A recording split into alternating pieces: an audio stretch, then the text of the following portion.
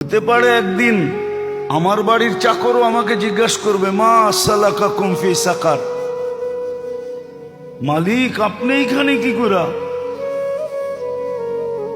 ওই দিন মালিক জবাব দিতে বাধ্য হবে, লাম নাকু মিনাল মুসাল্লিন ওয়া লাম নাকু নুতঈমুল মিসকিন।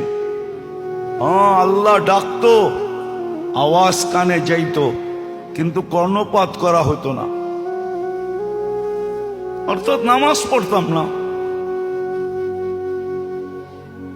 দ্বিতীয়, গরিবদেরকে ভালোবাসতাম না, গরিবদের ব্যাপারে অ্যালার্জি ছিল।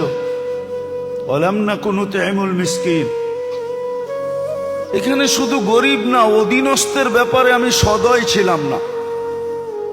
এই জন্য আল্লাহ রসুলের সর্বশেষ চিৎকার ছিল দুটা, আসসালা ওয়া মা মালাকাত আইমানুকুম, অধীনস্থদের ব্যাপারে সতর্ক থাকো। তোমার অধীন আল্লাহ যাকে করে দিছে তার ব্যাপারে তুমি বড় সতর্ক থাকো, বড় সতর্ক, অধীনস্থদের ব্যাপারে সতর্ক থাকো।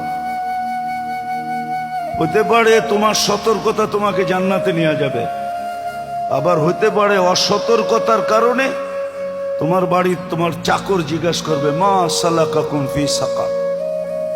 এটা তো মানুষ।